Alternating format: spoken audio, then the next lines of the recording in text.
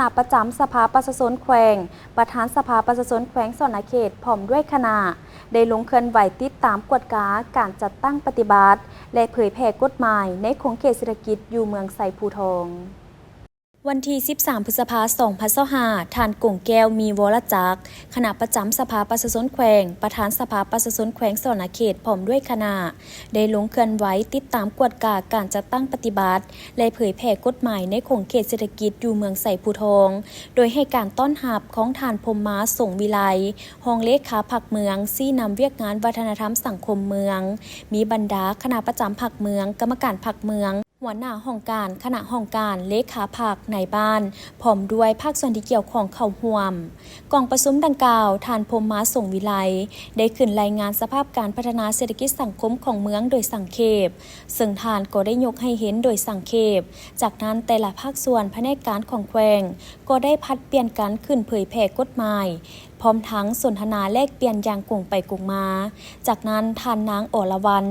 สามารถมณีวงศ์ของหัวหน้าแผนกกสิกรรมและป่าไม้แขวงได้ขึ้นเผยแพร่บรรดาระเบียบการนิติกรรมบรรดาข้อตกลงว่าด้วยการคุ้มครองกฎหมายว่าด้วยที่ดินฉบับปรับปรุงฉบับเลขที่14/สพสลงวันที่2 มิถุนายน 2019ซึ่งกฎหมายฉบับนี้ประกอบมี15ภาค30หมวด188มาตรากฎหมายฉบับนี้กำหนดหลักการระเบียบการและมาตรการเกี่ยวกับการคุ้มครองและติดตามกวดกาเวียกงานที่ดินเพื่อเห็นให้เวียกงานดังกล่าวมีประสิทธิผลในใส่ปกปักรักษาพัฒนาและการนำใช้ที่ดินถูกต้องตามเป้าหมายชีวิตการเป็นอยู่ของประชาชนดีขึ้น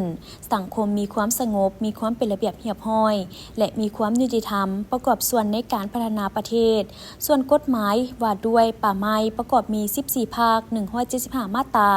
ซึ่งกฎหมายฉบับนี้กำหนดหลักการระเบียบการและมาตรการเกี่ยวกับการคุ้มครองปกปักรักษาพัฒนานำไส้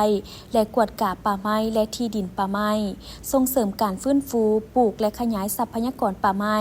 เพื่อเฮ็ดให้ทรัพยากรป่าไม้มีความอุดมสมบูรณ์เพิ่มความปกหุ่มป่าไม้เป็นแหล่งท่องเที่ยวทำมาหากินและนำไส้ของประชาชนโดยบ่บกแห้งและใส่หับประกันการปกปักรักษาคุณภาพของดินอากาศแหล่งน้ำชีวนานาพันธุ์สิ่งแวดล้อมตามทิศสีเขียวและยืนยงประกอบส่วนเข้าในการพัฒนาเศรษฐกิจสังคมของชาติพร้อมนั้นก็ยังได้รับฟังการเผยแพร่กฎหมายว่าด้วยทั้งหลวงกฎหมายว่าด้วยข้อผูกพันสัญญาและข้อตกลงของฐานเจ้าแขวงว่าด้วยการคุ้มครองเขตสงวนทั้งหลวงตึมอีกเพื่อเฮ็ดให้คณะพรรคคณะนำเมืองไซภูทองได้รับรู้และเข้าใจในหลวงเดียวกันหลีกเลี่ยงปัญหาที่จะเกิดขึ้น